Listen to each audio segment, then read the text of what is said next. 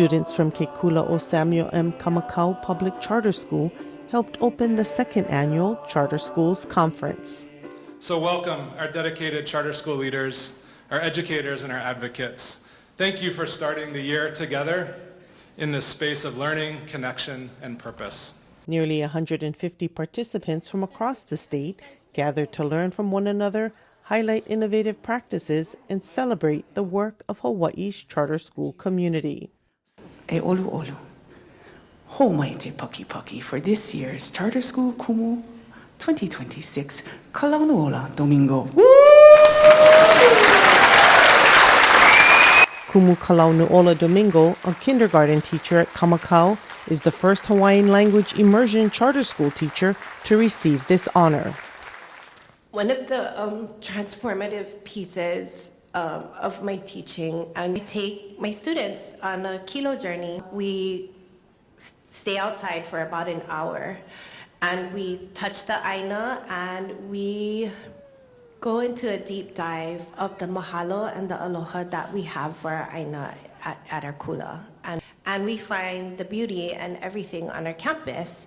And because we've been there for about 12 years, we can pick flowers now. We count our ohi'olehua, and we talk about how important they are to our water system.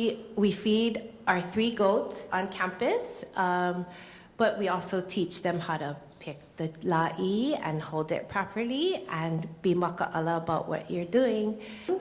We aloha all the kupuna around us before we aloha ourselves. The theme of the conference, Honoring the Past, Informing the Present, Navigating the Future, commemorates 30 years since Hawaii's first student-centered school opened its doors in 1995, following the landmark legislation passed in 1994 that laid the foundation for the charter school movement. Everything you guys do is what we imagined would become possible.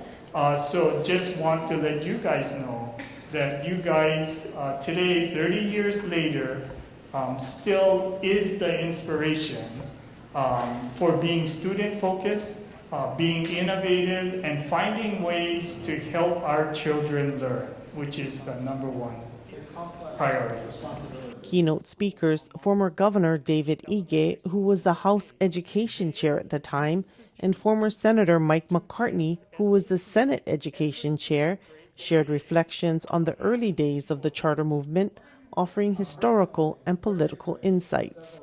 Opportunity appeared when the Board of Education created a letter and gave it to every principal, to give to every teacher, to give to every parent, to call the legislature and get them to stop Ige and McCartney's bill and get off the omnibus bill that had the charter school in there. And so we held a press conference and got the Senate President and Speaker, and it was a way of actually rallying the legislature. And everybody got behind us, and we said, this is not right. They're wasting their time sending the parents to lobby against us when we had all these community meetings. And here we go again. And that kind of helped holding the bill too, right? Yeah, and absolutely. And you know, it was funny because they sent this out and they insisted that every employee in the DOE get it, and they encouraged them to call us. And give it to their parents. Right. And the PTA was endorsing this bill, right? We got more calls in support of us than in support of the department. So that really told us that all of our work in all the communities all across the state had paid off, that we knew that we represented the people of Hawaii in really our commitment to improving education, and they supported the bill.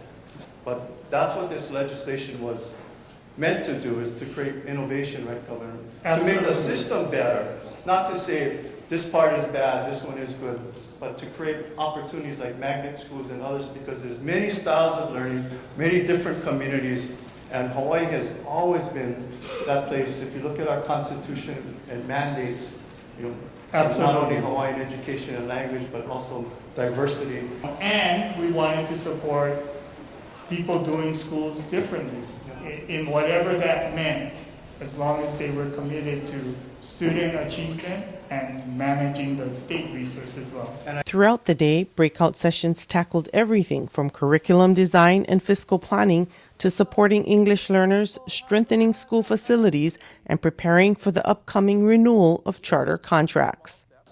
And leaning, it's sharing the stories, sharing about the growth data, sharing about the gap data. I mean, again, those tell me a lot of good teaching's happening within that one school year than just kind of a point in time.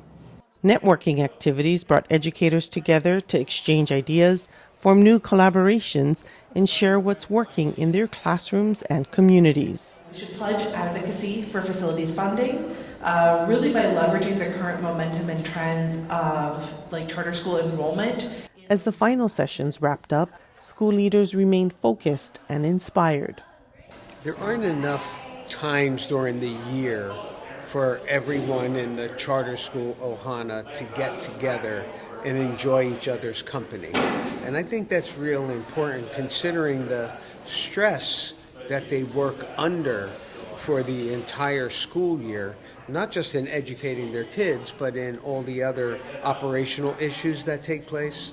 So a little bit of camaraderie, a little bit of company, that's very important. And one time in the year where all the charter schools from across the state, this is the one time they come together and embrace one another for the new year, celebrate what's happened, try to think about the vision of what it could be. This is what today was.